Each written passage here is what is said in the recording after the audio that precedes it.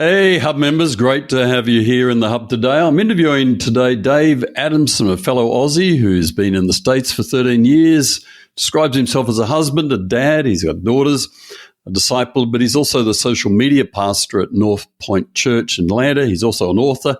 He's a really good photographer. I love my photography. I love what Dave does in photography, and videographer as well, and a great creator of huge amounts of content on the web. Dave, great to have you in the Hub. Hey, thanks for letting me in here. It's great to have you in here. I think we're going to tap into some really good expertise you have around YouTube as well. So all my guests in the Hub, I like to do a kind of 60 seconds lightning round. So here we go. Just to find out a little bit about you. What's your favorite food? Easy. Pasta. Spaghetti bolognese. Nice. Absolutely love it. That is an easy, nice meal. I love it. Best book or podcast you've read or listened to in recent times, or if you want to pick a YouTube channel you like. Oh, gosh. You've opened the Pandora's box early.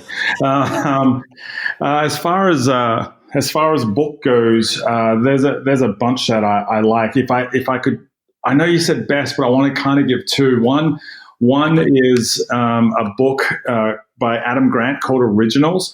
It's not necessarily a Christian book, but it is a book about innovation and a book about creativity and a book about what it takes to be original. And his take on originality is absolutely incredible. I literally read that. I first read that book like 4 years ago, and I read it every year. It's one of those books now that I make sure I kick off every year by reading that book just to get some more of that, more of those ideas and more of that information into me. And then another book I always recommend, it's probably the book that from a faith perspective kind of changed the way I read scripture and changed the way I follow Jesus even, was a book called Sitting at the Feet of Rabbi Jesus by Lois T. Roberta and Anne Spangler. And it's by far the two favorite books that I've ever read. I'm writing them down. I'm going to get into the original one. Sounds brilliant. I love that sort of left field stuff as well. Yeah, it is outstanding. Okay, cool. I'm buying it. Your dream holiday destination? Well, as a photographer, I've always wanted to go to Iceland. I've never been there yet. So that would definitely be at the top of my list. But as far as places that I've been to, my wife and I went to Hawaii as part of our honeymoon, and I feel like we didn't spend enough time there. Just an amazing place. So probably holiday destinations I've been to, Hawaii. Holiday destinations I want to go to, Iceland. Good choice. My son and his wife been to Iceland, raved about it. Besides Jesus, your favorite person in the Bible? My favorite person in the Bible? Probably, I'm going to say Abraham. All right, can't be Jesus. I'm going to say Abraham. There's so much I love about that story. There's so much I love about the way that he interacts with God and is constantly reminding God of his promises, but then also constantly talking to God about what he wants. And I think there's a lot we can learn from him. Love it. Your favorite downtime activity? Probably watching movies.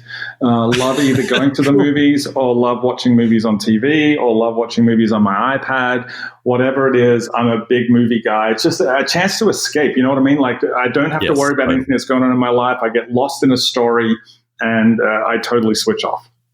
Yeah, love it. Me too. Coffee or tea? Coffee in the morning, tea in the afternoon. Okay. How do you have your coffee? White with one. Well, it's actually white with a half now. I'm trying to cut back. Cutting back. But I live in the States. I live in the States. We don't get very good coffee here. Yeah. Yeah, I know it is a bit of a greater challenge. Yeah. Book or podcast or YouTube? I think this is a redundant question, but anyway, what do you prefer? Oh gosh, I like them all for different reasons. I'm going to go with Audible book. I love listening to books. Yeah, totally. So I know that doesn't fit into it, but for me, it's a book where especially when the author is reading it. I don't know. There's something about that I absolutely love. Yep. I'd agree with that. I'm not a big audiobook guy, but the few I've listened to, when an author does it, he just adds to it. He just gets off on rabbit trails. It's great. Totally agree. Beach or mountains? Beach, 100%. Yeah. Jog or bike? Bike. That's real easy too. Okay. Some people say neither. Oh, really? I don't mind a lie down on the couch either, but if I had to choose between the two, I'd go with bike. Yeah, me too. I'm beyond jogging these days. Good walk I love, but biking would be it. YouTube for churches. So why should churches be prominent or get onto YouTube and do some stuff, some good stuff on YouTube? Why do you reckon churches should do that? Oh, that is such a great question. There's a few different reasons why I would say that they do. First of all, YouTube is the second biggest search engine in the world. And a lot of people don't realize that. But as such, when churches talk to me about SEO and that sort of thing, I always think we're missing a large part of what we're capable of from an SEO point of view for our websites if we're not doing YouTube. YouTube is owned by Google. And so therefore, whenever we upload videos to YouTube, we get a little bit of a kick from the Google point of view. So that would be one reason. The next reason is statistically 97% of teenagers look at YouTube every single day. 97%. 97%. That's a US statistic, but sure. I think it would be similar in Australia and in everywhere across the world. In fact, 97% of teenagers use YouTube every single day. 67% of teens believe they can learn anything they need to know about life from YouTube.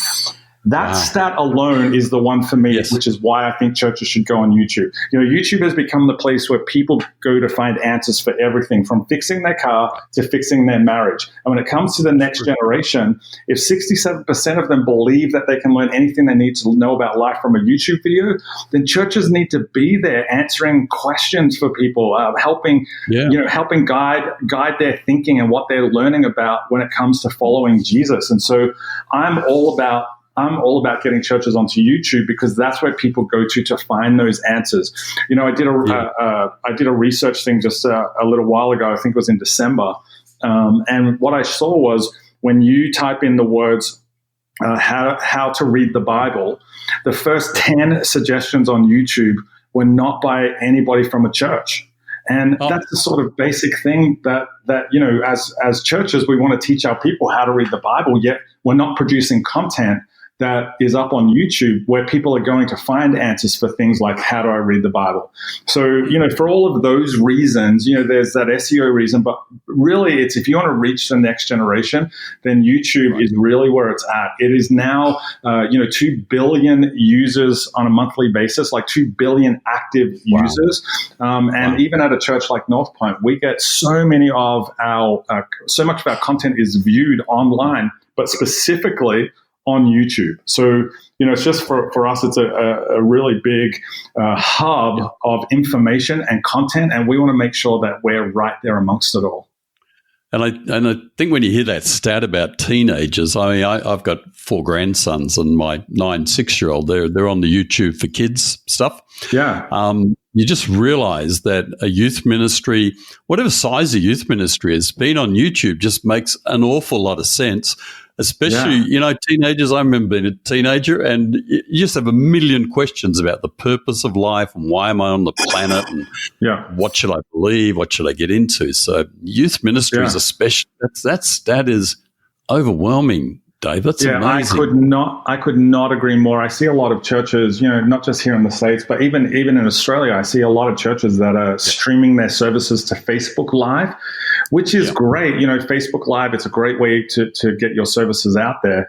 But from a SEO point of view, and if you want more eyeballs to get onto those live streams, you can live stream on YouTube and you will reach a lot more people than what you'll get on Facebook Live alone. So, I'm not saying ditch the Facebook Live and go to YouTube. Sure. I'm saying you can do both at the same time through the same stream. Then I would be suggesting to do that. Brilliant. So talking about live streaming, then what type of content do you think churches or various ministries within a larger church should be actually putting out there on YouTube? What's the best sort of stuff? Yeah, great question. I think obviously, first of all, the easiest thing is to put your messages up on YouTube. Every single Sunday, most churches are producing at least a message portion of the content that is, anywhere from 25 to 45 minutes. Well, there's 25 to 45 minutes of content that you can put up on YouTube straight away. And if you keyword optimize that title of that video, then people are more likely to be able to find it.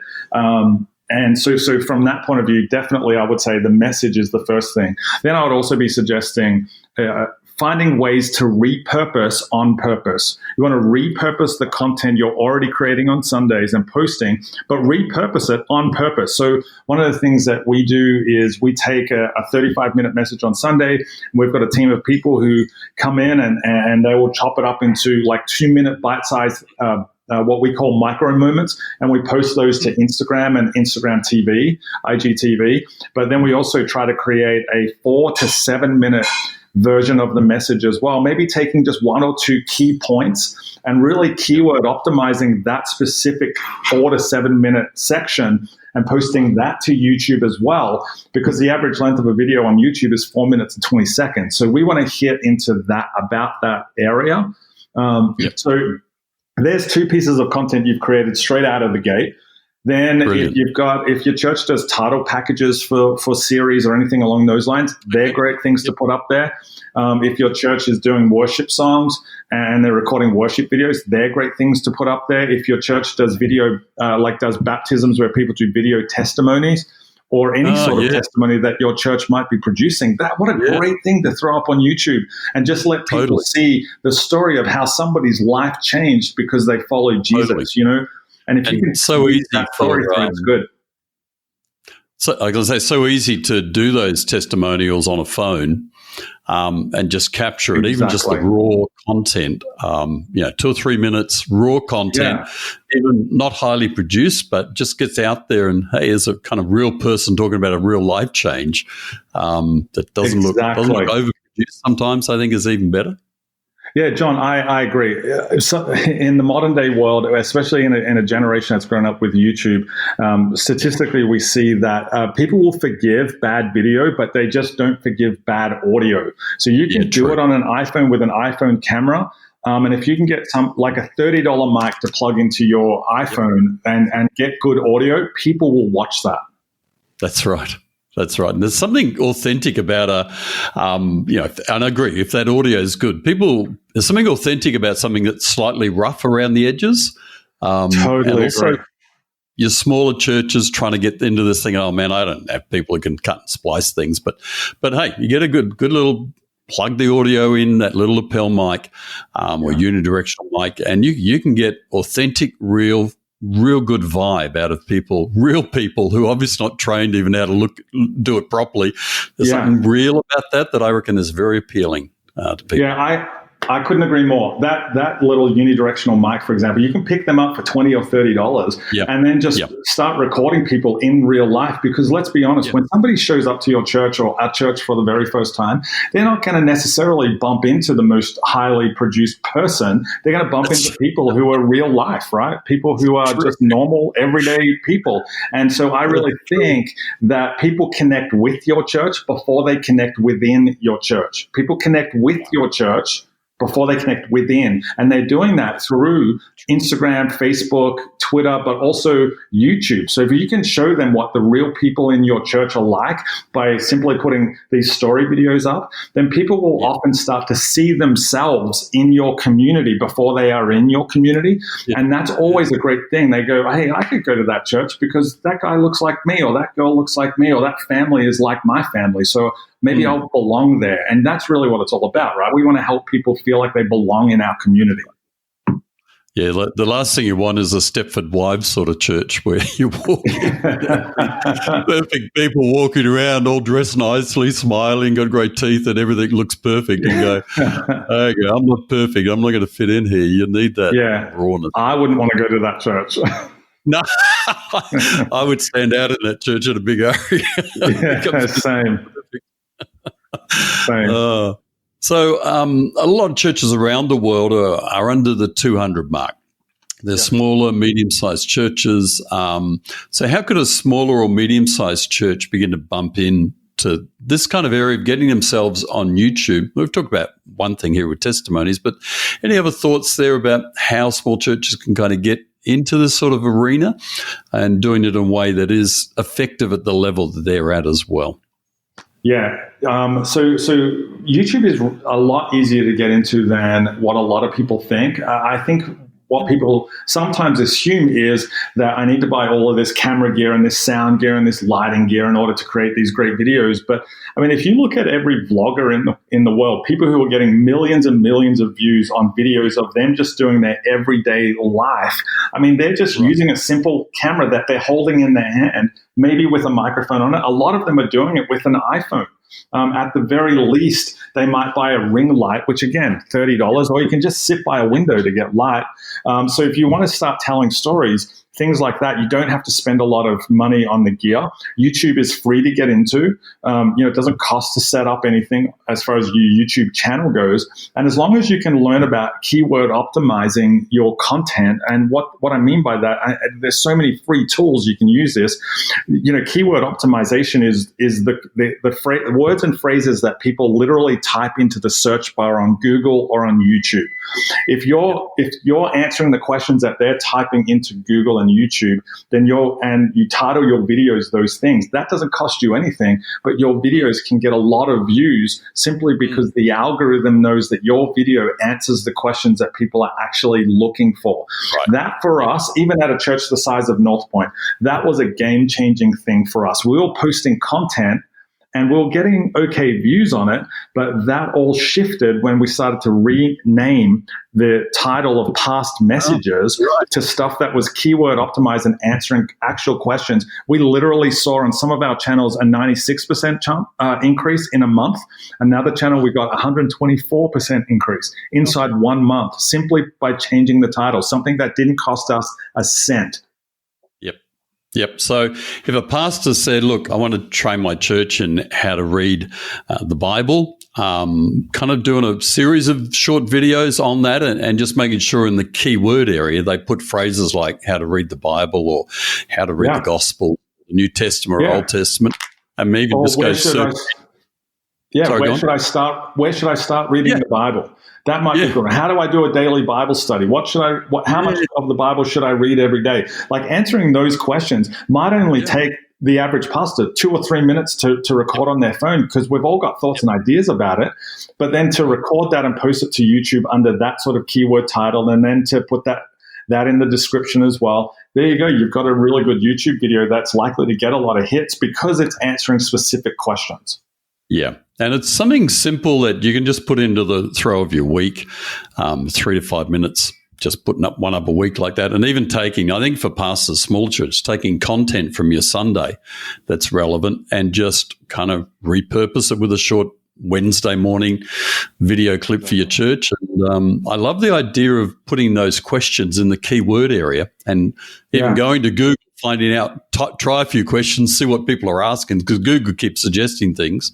That's the thing, right? Google suggests the titles for you. If you type in, how do I read it'll give you 6 options that are suggestions for you, because it's trying to preempt what you want to see. And if you can pinch one of those 6 suggestions, do a video around that, and that's going to get instant views because you're answering that specific question. I think what I found is, John, a lot of churches use YouTube like we used to use Vimeo. It's just a place where we upload videos to store them because we don't want them on our computer anymore. But we've got to use YouTube like the search engine that it is. And because it's a search engine, having titles of messages, having titles of short videos that actually answer questions is always a great way to go. Yeah. One of the things I've done the last year or two, Dave, in my consulting with churches is encourage them to do a 6 or 7 episode series on their distinctives as a church, their kind of values, vision, that sort of stuff. Welcome to our church stuff. Throw it up on YouTube as a little series, put it on a podcast, use the audio, and even get it written up for those who prefer to read. But this is easy to do, pastors and leaders. This is a lot easier to do than what you think it might be. And I think these suggestions could really help guys get into it. Dave, give us an idea. what I love about what you just said is you're going to take one piece of content, you're going to put it up on YouTube, you're going to strip the audio and put it on a podcast, and then you're going to transcribe that audio and turn it into a blog post. That's 3 pieces of content from one video. That is the definition of what I said before, right? Repurpose on purpose. You're repurposing content you've already created specifically for a channel or a specific purpose to help people get the most out of it. It's great. Yeah. And I find also that smaller churches can do this as well as anybody else. They don't need a huge amount of equipment to get going. And it gets people onboarded into your church, assimilated far quicker because they're not waiting for a welcome to our church lunch or, new believers course. Exactly. You can do that on YouTube. Yeah, totally. Let's talk about getting the tech side a bit. What sort of kit?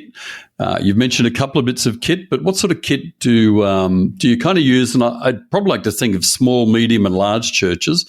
What would be a starter kit? If you said to a pastor or a leader, "Hey, this will get you started," then when you want to get to a next level and then kind of epic ninja level, what sort of kit would you recommend?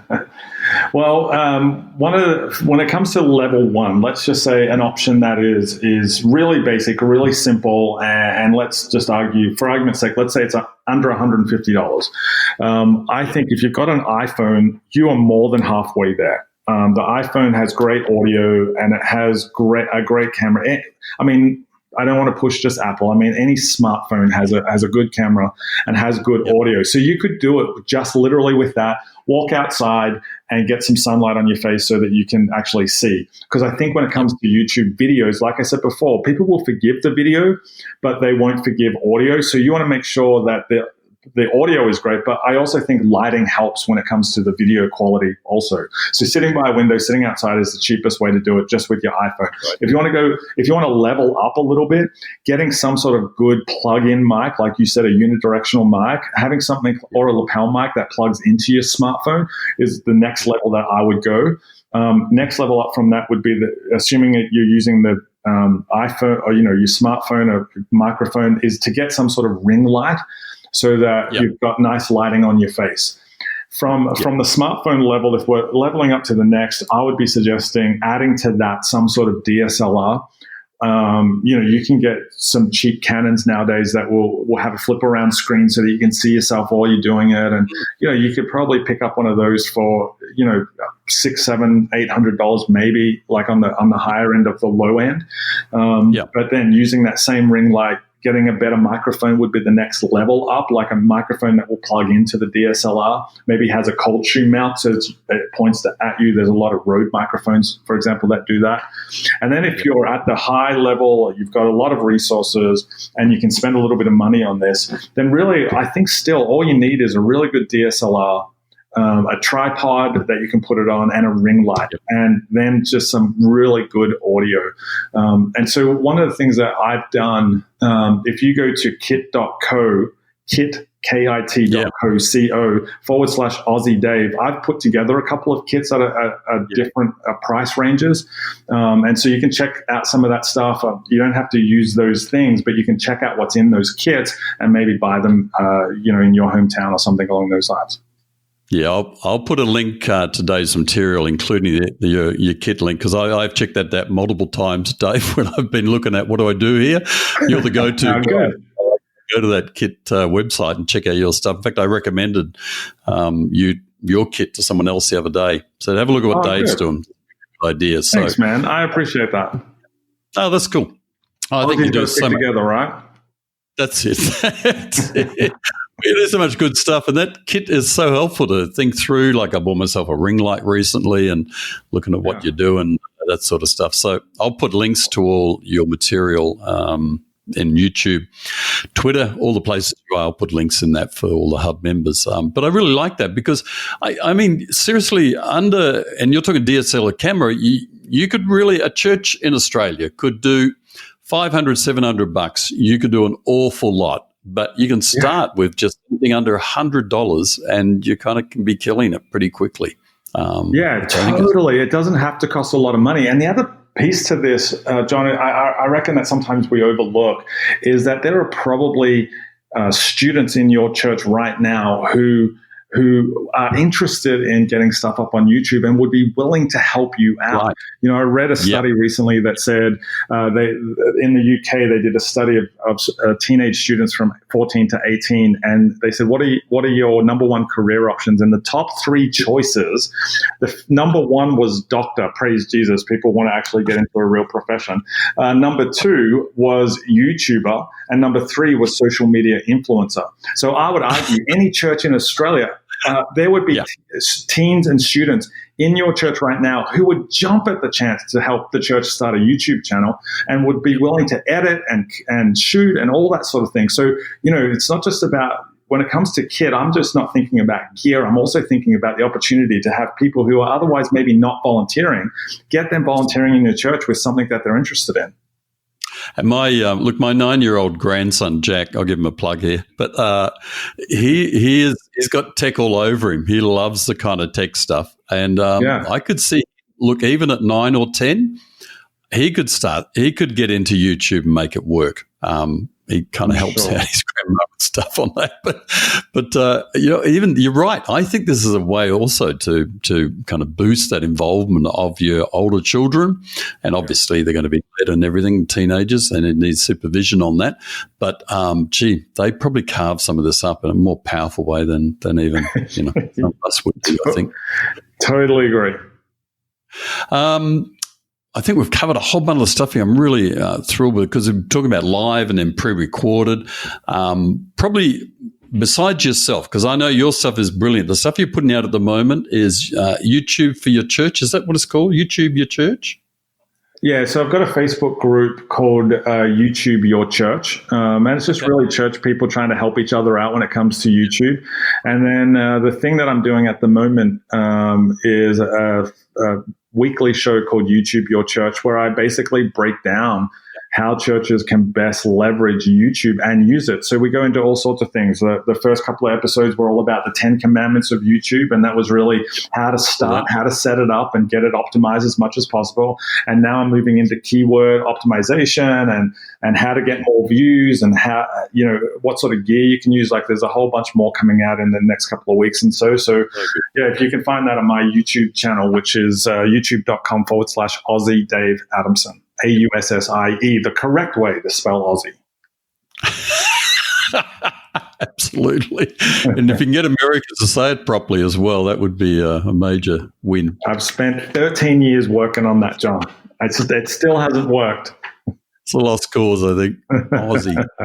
Lost cause. I think you're right. Yeah, look, I'll put links to all your material in the interview, so people can click through to that. And actually, you give me a whole range of ideas with my consulting as well, because I'm trying to encourage and recommend, advise pastors, look, get into Facebook Live, but I think this YouTube area, there's probably something I'm going to ramp up with my own consulting as well. I think give me some inspiration.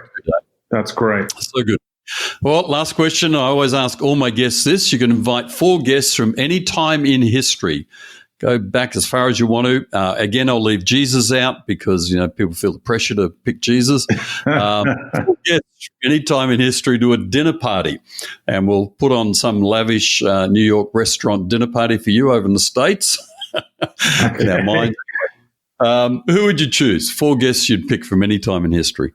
4 guests. Well, the first one that popped in my head was a Jewish rabbi who lived in the 60s. His name was Abraham Joshua Heschel. Definitely him. He had a lot to do over here in the States in the civil rights movement. He was a friend of Martin Luther King. He's written a whole bunch of books, one of which is all about the Sabbath, and is probably one of my favorite books of all time. So I think he gets a nod for me straight out of the gate. Right. Love it. I'm assuming you don't want me to pick my wife either, because she would if you want to do that. Whatever you like. You don't have to, but Then I'm definitely going to have her there as well, just because I want her to experience it with me. Paul Rudd would be number 3. Paul Rudd, the actor, the guy who plays Ant-Man. I don't know. I just think him and I would be mates. I think that would be pretty cool. I feel like I'm not a big Marvel or DC sort of guy in movies, so you've kind of lost me on that one. But all good. Paul Rudd, not Kevin Rudd. Not Kevin. Not Kevin Rudd. Paul Rudd. I'm sure all of your listeners they'll understand exactly who I'm talking about. Yep. Played Ant-Man. Great actor, great guy. I just think he would be a heck of a lot of fun. And as far as the third person goes, I feel like I need to add somebody Christian in there. No, it's okay, man. I don't feel the pressure. It's fine. I had one guy choose Adolf Hitler. Why? Why did he do that? I thought he'd be a very interesting guy to have around the table for talking. Wow. That's pretty interesting, actually. Dinner party, but he thought he'd just be a fascinating man to have at a dinner party to talk. Wow, that's interesting. So there you go. Well, I'm not going to pick him. I'm not going to pick him. I don't think with the rabbi there, no. Yeah, I think I'm going to go with Peter, but I want Peter when just after before Jesus had died, just after he'd been called as a disciple. Like I want a very specific Peter. I want that Peter who's really feisty and who's just willing to jump into anything and just I feel like he would be a great YouTuber because he would just create content and throw it out there and then just see what works and what doesn't. So I think him. I love that. Have you ever done a YouTube sort of video on why Peter would be a brilliant YouTuber? I reckon that would get a lot of hits. But I should do that. I think that I might talk about that in my next one. I think that'll get hits. People go, Peter, YouTube? I never put those words together in my mind, but when you think about it, the interesting thing is which disciple would go better on which social media platform? Oof. I reckon that's a great question. I reckon Paul would be outstanding on Twitter. I just have a feeling. Various bad disciples. He'd be trolling the kind of Jewish guys from his churches. He'd be into them. He'd be epic on that. Exactly. I think, that's a great question. I think Judas would be good on Venmo just because he'd be trying to get everybody's money. I reckon John would be a blogger, deep theological blogger. Definitely. Mark wasn't one of the disciples, but I think he'd be pretty good on YouTube as well because he writes things in a very script, sort of short action way. So I think he'd be doing all right too. I reckon I'd pick David for Instagram. Very poetical. No, more that kind of showy, probably poetic, artistic, but that kind of, king. I'm reading through Chronicles at the moment. That king with a lot of money, kind of, pretty showy, got a lot of people around him. He'd be doing selfies of all his mighty men. Totally. Everything would be really made up really well. Nice little filter on it. Yep. That'd be awesome. King style. Oh, man, I'm going to put that out on Facebook somewhere, see what people come up with, but so good. I love that dinner party. Totally do that. Paul Rudder. I don't know about Paul Rudder. Wouldn't have a clue. But having your wife there, and your wife's name, Dave, is Meg. Meg. Okay. Thank you for that. And to have her there, and you had Peter and Rabbi Abraham. I think that'd be a fun. Abraham Joshua Heschel. Abraham Joshua Jessel. Hessel was it or Jessel? Heschel. Yeah, Heschel. Heschel. Well, I think Peter and him would have some interesting toe-to-toes. A couple of good guys going toe-to-toe. Dave's been so good. This will help many pastors and leaders in our hub membership. Great. Gold. And so great from a great framework philosophically, but also some really practical material for folks to take away. This will be a hit. Thanks so much for joining us. I'm so glad to be here, and I'm so glad that you had me on. And if anybody, if I can answer any questions, if I can help any churches in Australia, please don't hesitate to hit me up, either on all the social medias or I'm happy for John. I'm happy for you to leave my email in there as well. Yep. Cool. Thank you. Brilliant. No worries.